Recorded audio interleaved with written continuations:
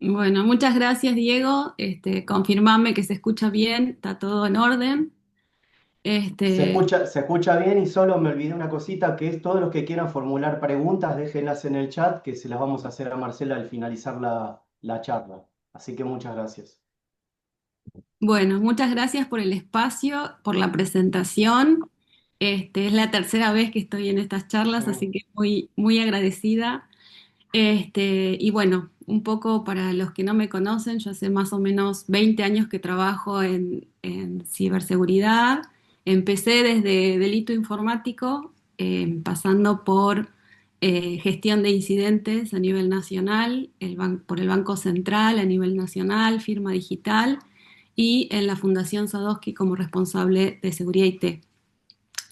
Eh, bueno, yo soy de formación ingeniera en sistemas, pero siempre me he orientado a las regulaciones, los aspectos funcionales y trabajando en organismos de regulación nacional, ¿no? Entonces, un poco este enfoque me es muy natural, aunque en los últimos años evolucionó de una manera enorme y me parece, al ser tan novedoso y tan importante, transmitirlo a veces en ámbitos que por ahí uno está encerrado en su problema o en su problema el de su sector y se desconocen algunas de estas familiaridades, ¿no? Entonces, un poco la idea es contarles de qué se trata la ciberseguridad a nivel nacional.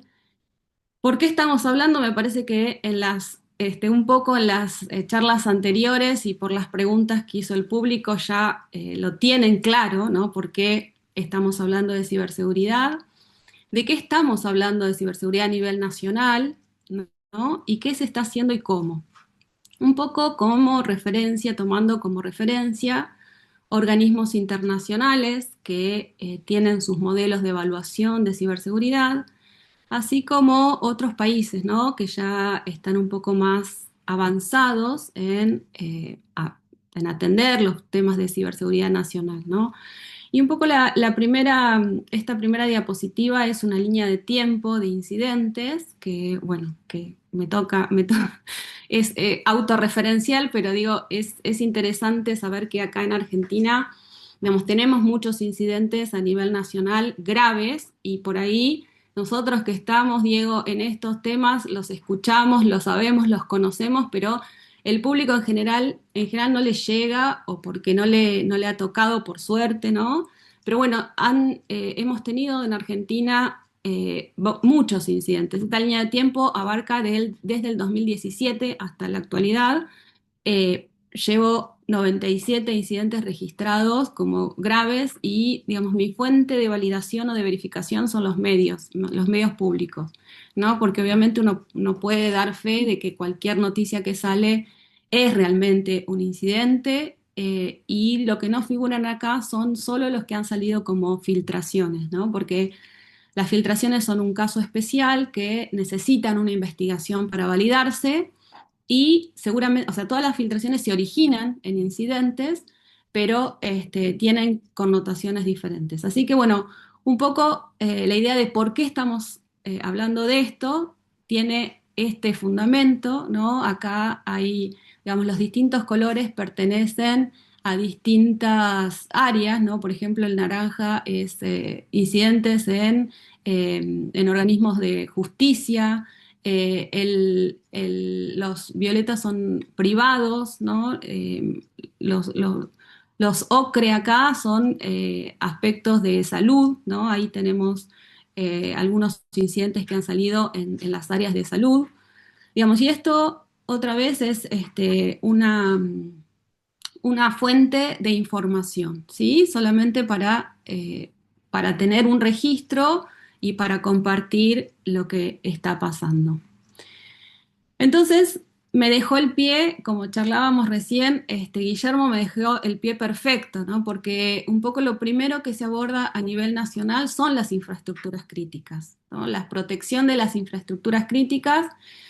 De hecho, Guillermo mencionó, ahí yo tengo una listita, no es el tema principal, pero sí desde la ciberseguridad nacional, lo primero que se aborda, por ejemplo, a nivel legislativo, ¿no? En los países que se trabajan en temas de ciberseguridad nacional son la protección de infraestructuras críticas. En este sentido, ya no como una resolución, nosotros tenemos, como bien, como dijo, comentaba Guillermo, la resolución 1523, que es una resolución de la Secretaría de Gabinete de Ministros, si no recuerdo mal, pero los temas a nivel nacional se abordan mediante legislaciones, ¿no? Mediante leyes, que es un poco un acuerdo de oposiciones y oficialismos en abordar estos temas, y además porque las infraestructuras críticas en general son operadas por privados, o sea, no, en general no, son operadas por el Estado algunas y otras son operadas por privados. Entonces, en tanto el Estado tiene que dar algún lineamiento en estos temas,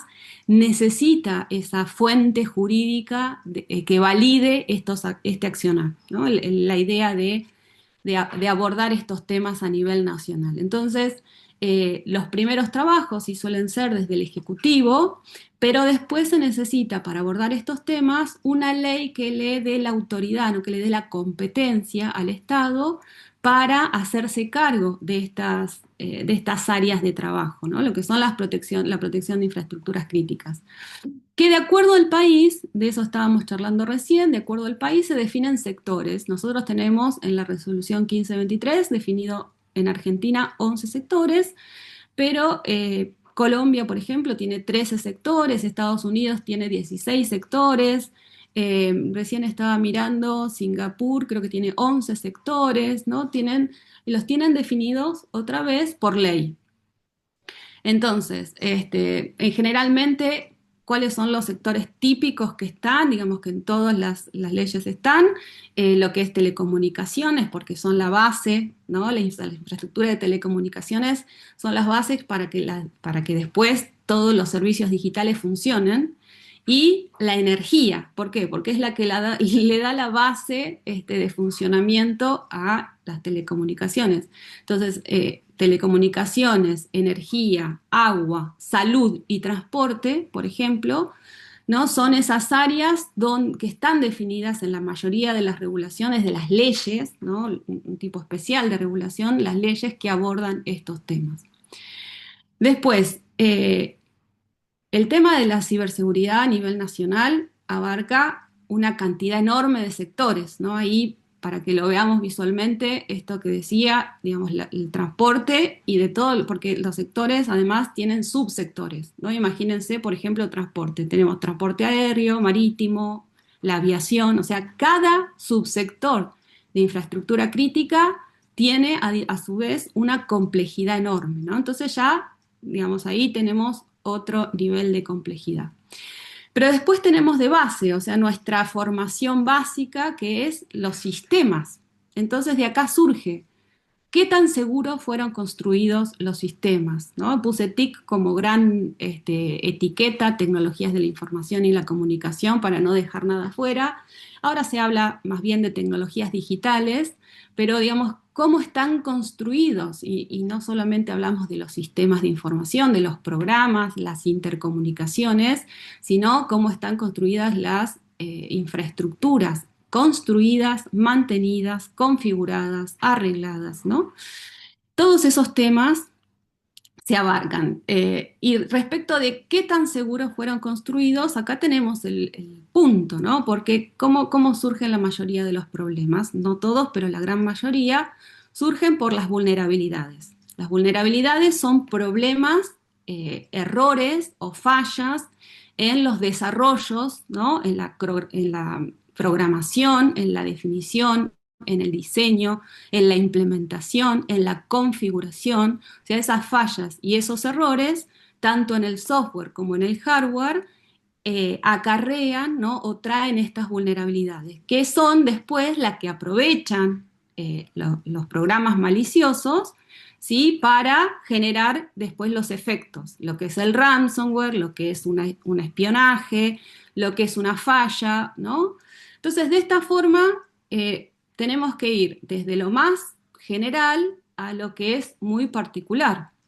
¿Y cómo son los mecanismos los mecanismos institucionales para abordar esta complejidad?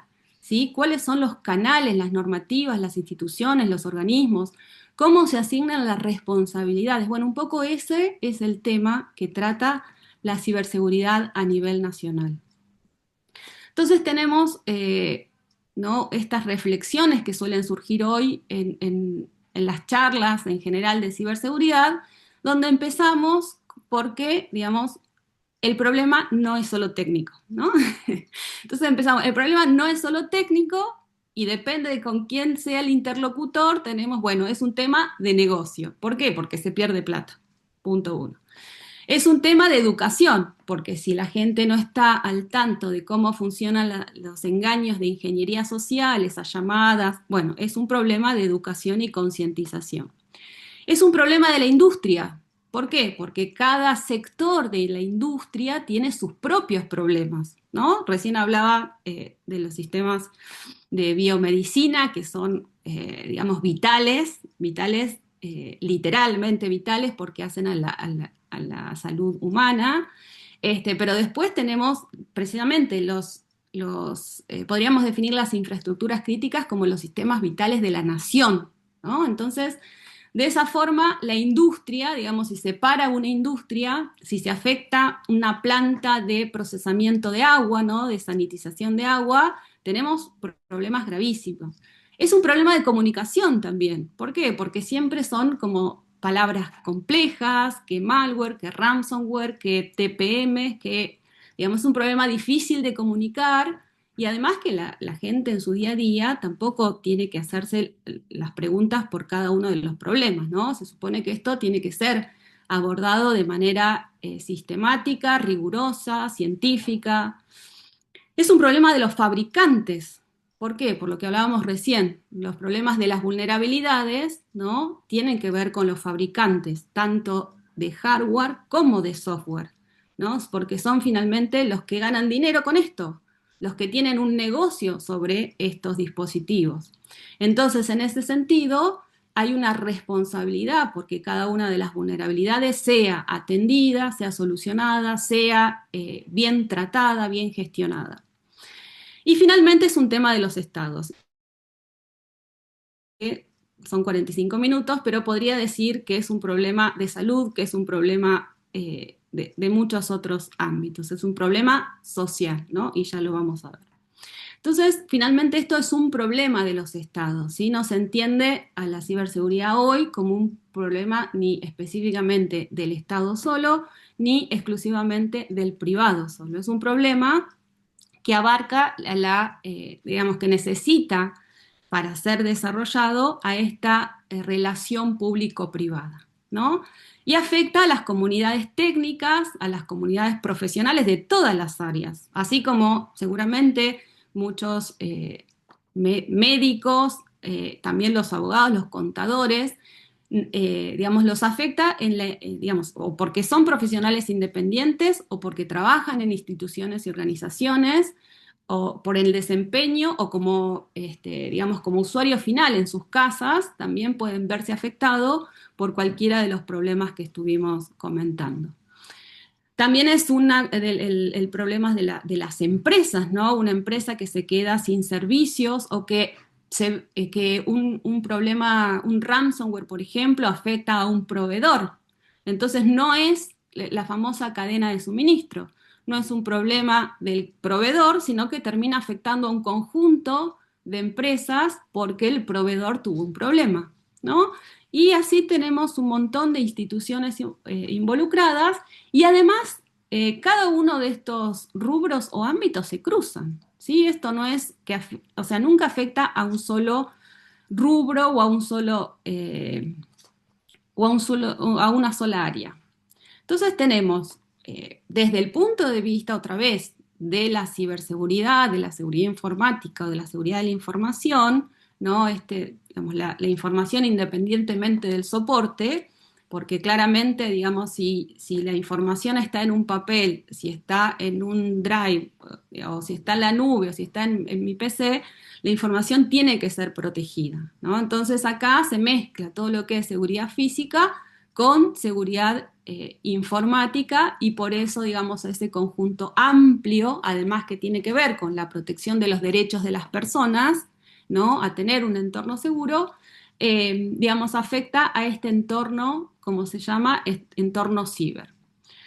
Entonces tenemos, si tenemos vulnerabilidades, estamos dejando la puerta abierta a esos ataques, ¿no? La ciberseguridad un poco hace eje en la prevención. ¿Cuáles son las medidas? Y acá están involucrados las personas que crean los negocios, o sea, en cualquier país, digamos, es deseable que las personas tengan sus emprendimientos, digamos, fomentar la innovación, fomentar a las empresas, fortalecer las pymes. También están las personas que crean esas tecnologías digitales, las personas que usan, ¿sí? Finalmente las personas que usan son una especie de último eslabón de la cadena, ¿no? Entonces a veces a mí me parece un poco injusto cargar todo el peso sobre los usuarios finales, ¿no? De todas esas medidas que tienen que tomar hoy para estar protegidos. Las personas, por supuesto, las personas que abusan de las tecnologías digitales para cometer y causar daño, esas personas tienen que ser sancionadas, tienen que ser perseguidas. Pero esto es como, digamos, son dos caras de una moneda. Entonces, la pregunta es, ¿están usando los conocimientos y las prácticas para evitar esas vulnerabilidades? ¿No? Ese es un poco el trabajo de la ciberseguridad. ¿Cuáles son las prácticas? ¿Cuáles son los conocimientos? Y esto recién Guillermo estaba hablando de la ISO para desarrollo de dispositivos industriales. Tenemos buenas prácticas casi para todos los rubros, ¿no? Para todos los rubros y especialidades tenemos una ISO o tenemos un documento del NIS. ISO es la Organización de Estándares Internacionales, ¿no? Que recién estaba hablando nuestro capítulo local es IRAM.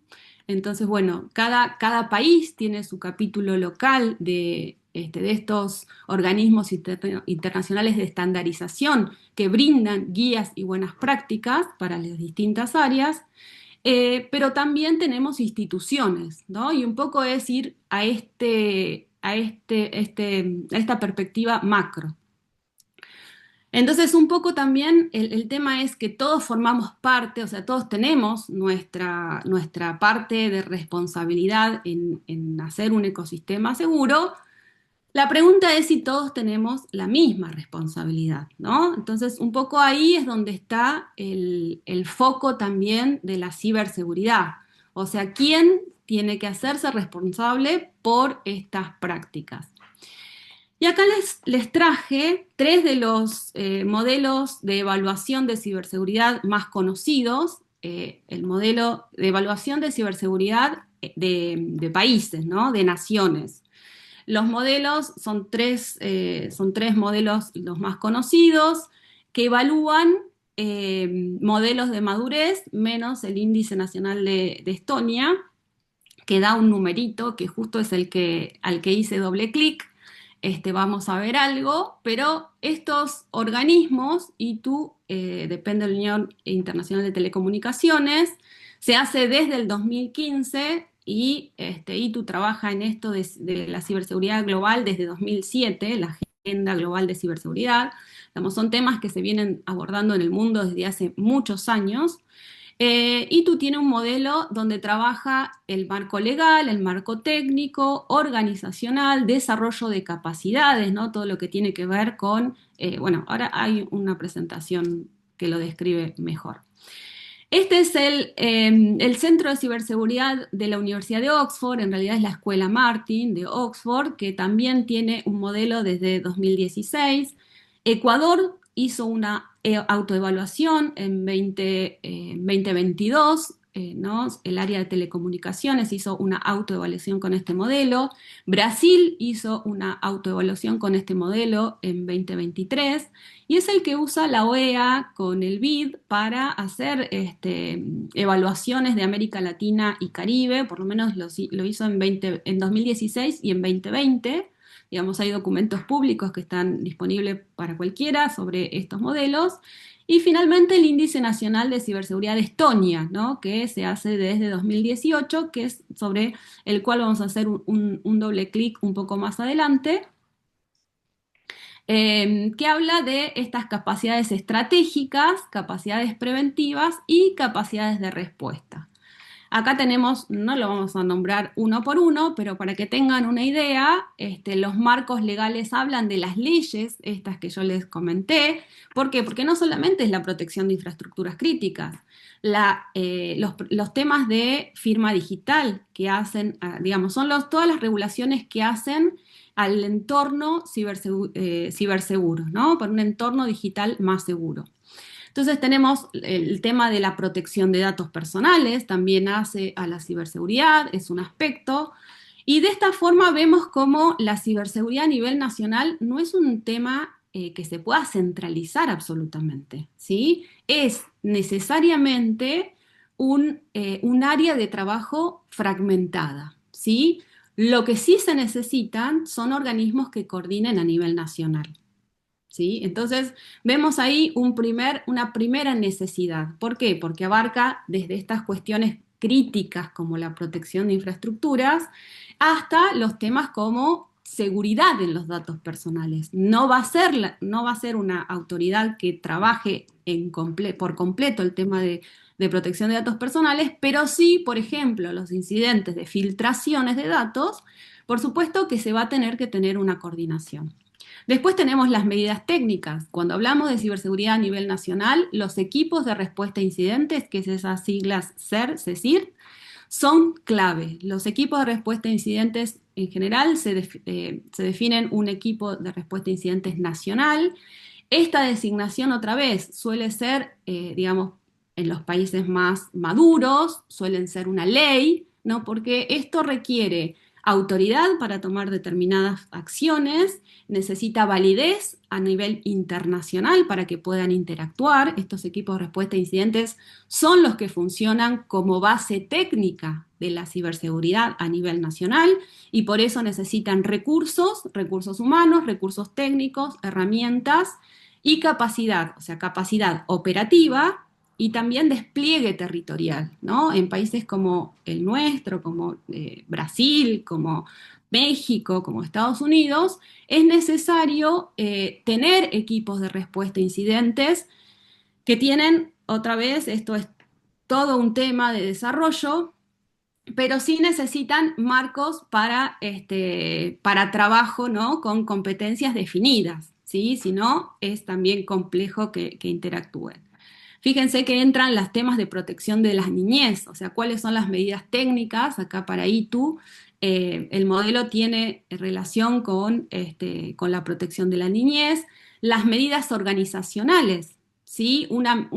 Se define una estrategia y coordinando, digamos, estos temas, las estrategias las estrategias nacionales deben coordinar diferentes áreas con distinto expertise y distintos marcos regulatorios.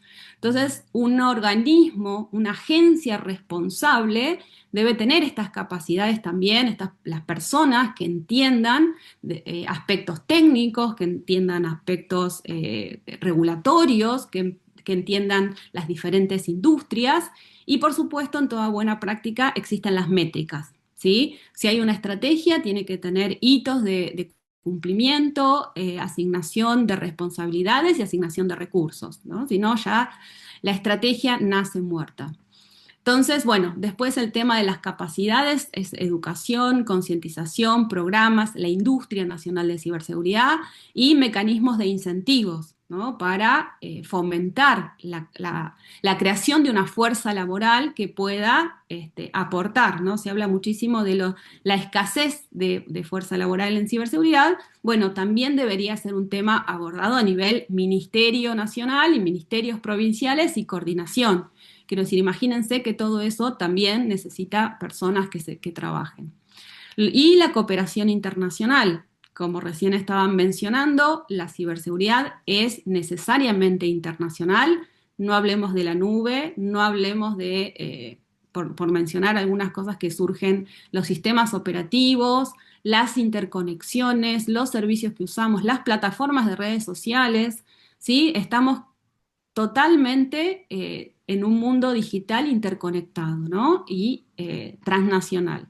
Entonces, la necesidad de estos acuerdos, y no solamente desde el punto de vista de colaboración en investigación criminal, ¿no? Que es el más conocido, los acuerdos para perseguir delincuentes, que es digamos, un área en el que ya se viene trabajando, ¿no? La Convención de Budapest está desde 2003 y los países aún están trabajando para incorporarse a este tratado, sino en todos estos aspectos de prevención, ¿sí? Que son los menos abordados.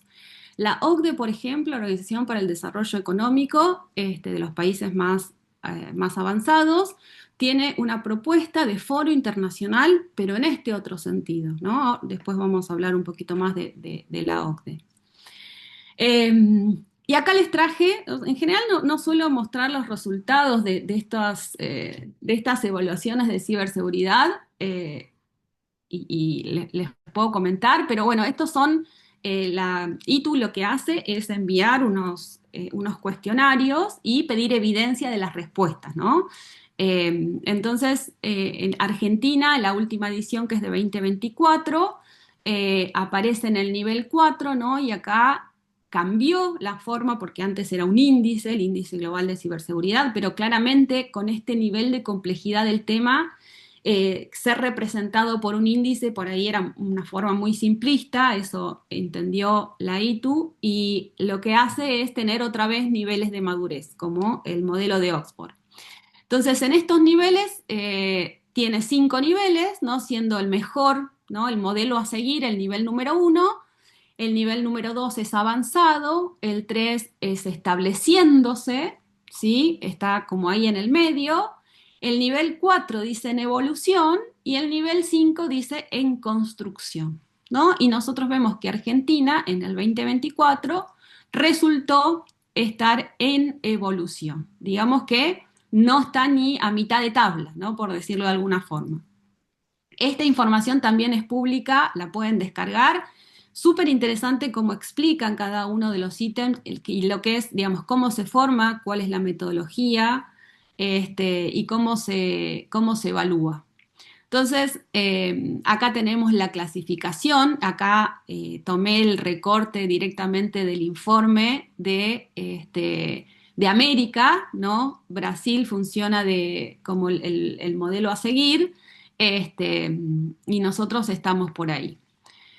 Después el modelo, esto es para que les hablé un poco de ITU, ahora les comento cuáles son las grandes áreas de evaluación de Estonia, ¿no? Estonia es el país, ayer estaba en las noticias, es el país más conectado del mundo actualmente, digamos, el índice de conectividad, y, digamos, en ciberseguridad digamos, fue la primer gran guerra cibernética, ¿no? La primera en 2007, y a partir de 2007 fue siempre mejorando en aspectos de ciberseguridad, por eso no solo es un referente en ciberseguridad a nivel nacional, sino que además tiene el centro de excelencia en ciberseguridad y creó este índice nacional que ellos mantienen, y justamente ahí dicen, en el índice de Estonia, Argentina está en el puesto 59, ahora también tenemos un doble clic para chequearlo, pero digamos, es toda información pública que ustedes pueden ir y validar,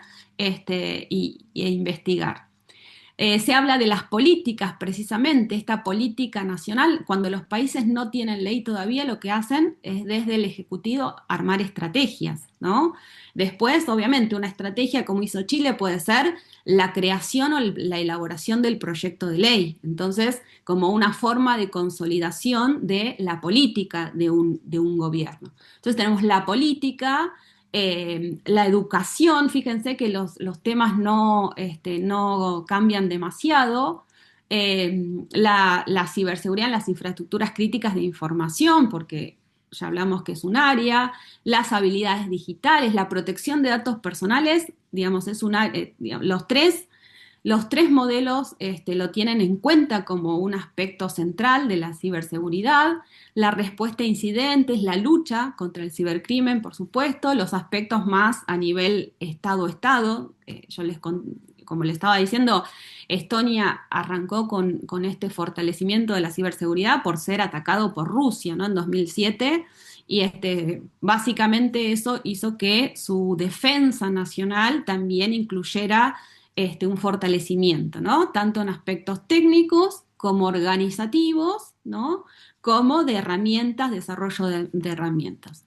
Entonces ahí vemos como los principales temas y un área que es la que los países les cuesta más llegar, porque primero, obviamente, tienen que tener una coordinación interna muy aceitada, es la gestión de crisis, ¿no? Acá el ítem 10 habla de la gestión de las capacidades de respuesta, la gestión de crisis. ¿Por qué? Porque para la gestión de crisis nacional, que son las crisis que se originan en un incidente grave, ¿sí? Un poco es como el plan de continuidad del negocio, ¿no? En ciberseguridad tenemos uno de los procesos importantes es qué pasa en una organización si hay un incidente grave. Entonces, la continuidad del negocio, el negocio en sentido amplio, ¿no? La continuidad de las operaciones que hacen funcionar una organización, tienen que ver con esa preparación de las medidas preventivas frente a las amenazas, ¿no? Analizar cómo pueden impactar, cómo pueden afectar de manera grave y y que esto sea una justificación y una necesidad para implementar medidas de protección.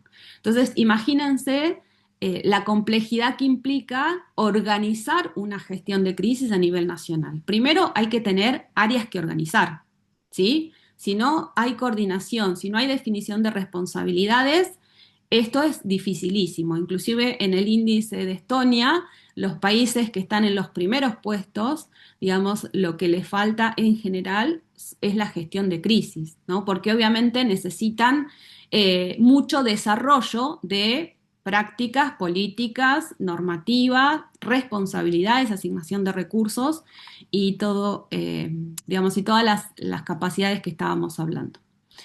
Esta es una versión de la evaluación al 16 de enero del 2024. ¿Sí? Esto es un recorte de la página de Estonia, del Centro de Excelencia, donde está publicado el índice de ciberseguridad nacional de Estonia, de Argentina, tomé los datos de Argentina, para que vean cómo lo evalúan.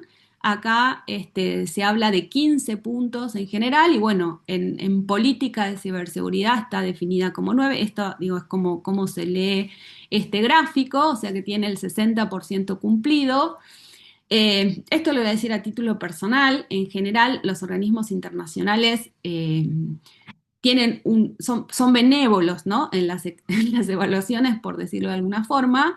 Y además, ustedes pueden validar ahí con un doble clic cuáles son, es muy interesante, cuáles son las evidencias que usaron para dar esa calificación. Así que digamos, para cursos de educación es muy bueno. Y acá a lo que iba a ir directamente, para no demorarnos, porque veo que no tenemos tampoco tanto tiempo, los indicadores de ciberseguridad preventiva, fíjense que acá tenemos la ciberseguridad en la protección de infraestructuras críticas, ¿sí?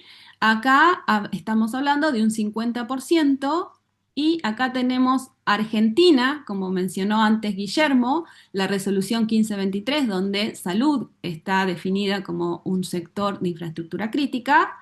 Sí, acá les dejo la definición, que es en términos de cómo estábamos hablando, pero a nivel internacional y cómo se definen, digamos, lo que yo les comentaba de las leyes de ciberseguridad, las primeras regulaciones, hablan de la protección de la infraestructura crítica digital. O sea, tenemos la infraestructura física, por un lado, y tenemos los aspectos de los sistemas de información o, más amplio, las tecnologías digitales.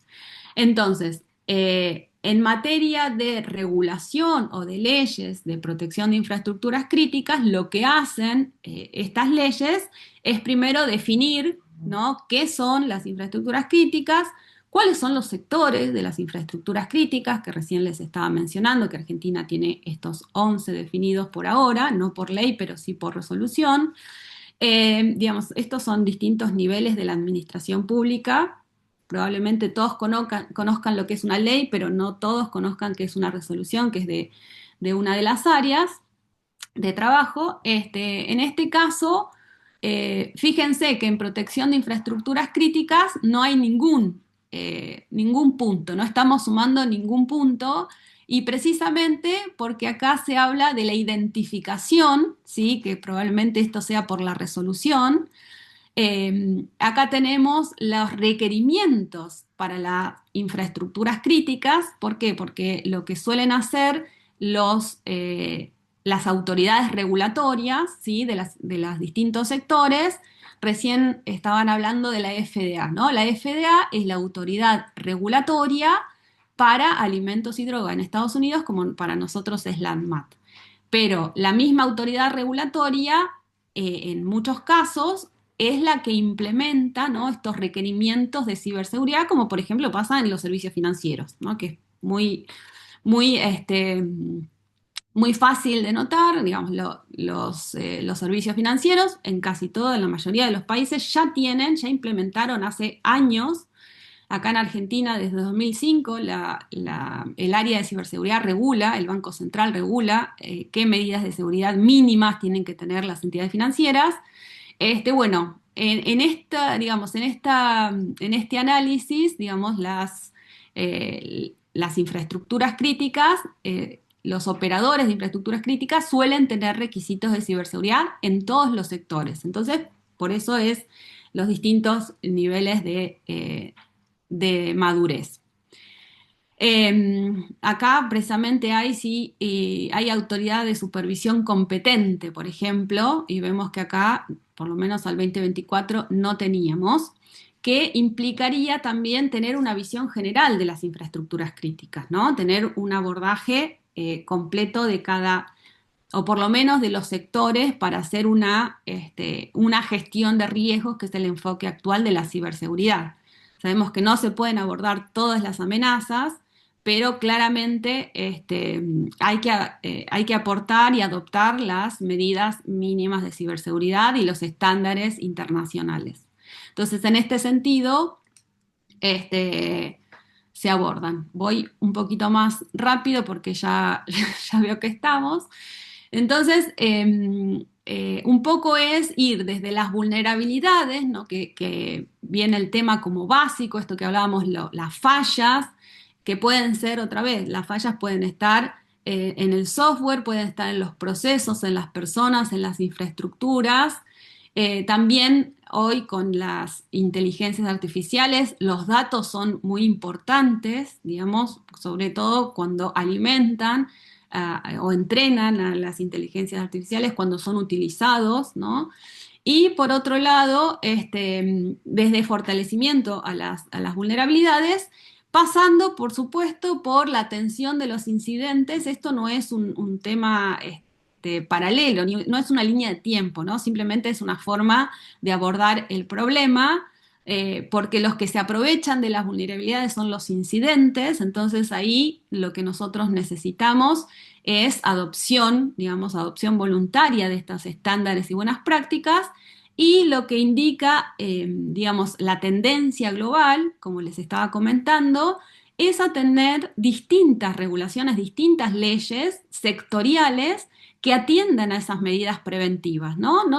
No solo desde el punto de vista de la protección de infraestructuras críticas de estos grandes operadores, sino también, por ejemplo, desde defensa del consumidor. O sea, todos tenemos derecho a que los servicios digitales que se nos brindan sean seguros, ¿no? Entonces, bueno, en ese sentido, en muchos países se adoptan regulaciones con requerimientos mínimos, por supuesto, y con enfoque de riesgo. Y así llegamos a lo que es la criminalidad, ¿no? Porque, por supuesto, una vez que, digamos, a mayor vulnerabilidad, por supuesto que va a ser más fáciles de aprovechar estas vulnerabilidades, ¿sí? Crece muchísimo la explotación de vulnerabilidades cuando no existen estas medidas mínimas y estas autoridades que están en supervisión. Por supuesto que esto se da de manera bastante lenta en algunos países. Los más digitalizados han tenido incidentes muchísimo más graves hace mucho tiempo, entonces de a poquito estos modelos van brindando regulaciones que obliguen a proteger el software, los servicios, centrados en las personas, por supuesto, porque esta es el objetivo del Estado. Entonces, por un lado está la autorregulación, que sería deseable. El tema es que no estaría dando resultado. Entonces, bueno, lo que hacen los países, y esto es por, digamos, desde Australia al Reino Unido, a Estados Unidos y la Unión Europea, todos están adoptando estos enfoques desde protección de datos personales o desde protección de infraestructuras críticas, que son como los dos ejes, ¿no? más importantes. Y por supuesto que el tema está de la innovación, ¿no? ¿Y qué pasa con la regulación y la innovación? La pregunta sería si queremos una innovación que no proteja a las personas, ¿no? Porque lo que estamos hablando es de establecer requisitos de la industria, no tanto ISO, digamos, las regulaciones están basadas en estándares y buenas prácticas, y los estándares y buenas prácticas están basados en profesionales de la industria, ¿no? Por ejemplo, en Estados Unidos, como hablaba recién Guillermo, tenemos al NIST. El NIST es el Instituto de Estándares y Tecnología de Estados Unidos, que es, digamos, el organismo técnico que da los lineamientos. Después lo que hace la FDA, que es el organismo político, es adoptar los estándares del NIST. ¿Sí? Entonces, así un estándar regulatorio se basa en estándares técnicos. ¿Sí? Esa es la forma en general en que se regula. Ya nos estamos quedando con muy poco tiempo, pero son gráficos que están referenciando un poco esta línea que les estaba comentando de la protección de datos personales, la defensa del consumidor, la industria, ¿no? Promover la industria de ciberseguridad.